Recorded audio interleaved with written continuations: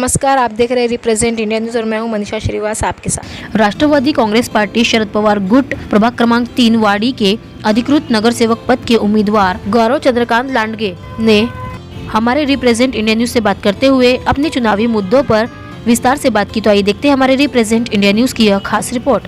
गौरव लांडगे जी Rashtrawadi Congress party Sharad Pawar गटकडून हे उमेदवार म्हणून नगर परिषदमध्ये सदस्य म्हणून उभे आहे। आपण त्यांचे जाणून घेऊ त्यांचे काय म्हणणं आहे। भाऊ आपलं स्वागत आहे। काय सांगणार आहे तुम्ही निवडणूकमध्ये आहे, काय सांगणार? प्रचार काय सुरू तुमचा? जसं वाडी नगर परिषदमध्ये भ्रष्टाचार आहे, इथं बाजारपेठ नाही आहे, इथं खूप करप्शन आहे। वाडी नगर परिषदमध्ये लोकांच्या समस्या आहे, त्याचं काही प्रशासन राज चालू आहे, त्यासाठी त्या योग्य ते निर्णय घ्यायसाठी मी उभा आहे।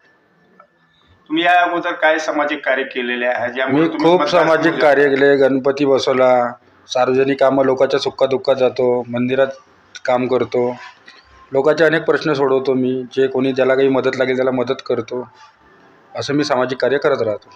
आणि तुम्ही समोर निवडून आले नंतर काय असे मुख्य कार्य आहे तुमच्या वाड्यात किंवा या नाल्याचा खूप त्रास आहे इथे, लाईटिंग नाही आहे बरोबर, खूप काही त्रास आहे इथे, आणि रस्ते नाही बरोबर, अतिक्रमण केलं आहे लोकांनी। त्या सगळ्या विषयावर आपण काम करणार आहे।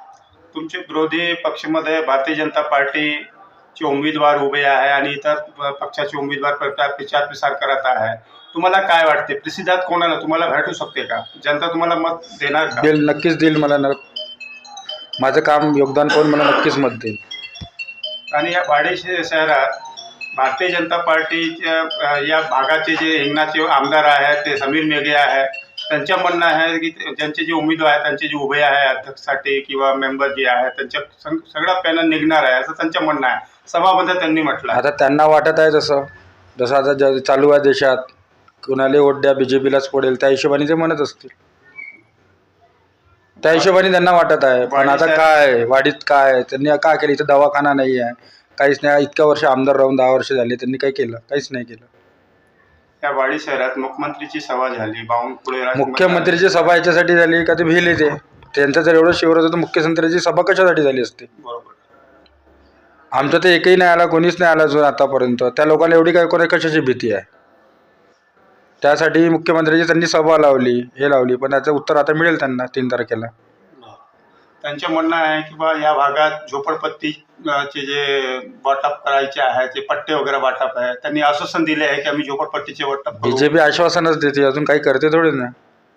तुमची सत्ता आल्यावर हे सगळे प्रश्न सुटणार का? प्रयत्न करू, ते आता वरते आहे त्यांच्या हातात, आपण आपल्याकडून प्रयत्न नक्की करू। तुम्ही काय म्हणजे मतदारांना आव्हान करणार तुमचे वाडाचे ते शेवटचे तुम्ही आव्हानसाठी सांगा?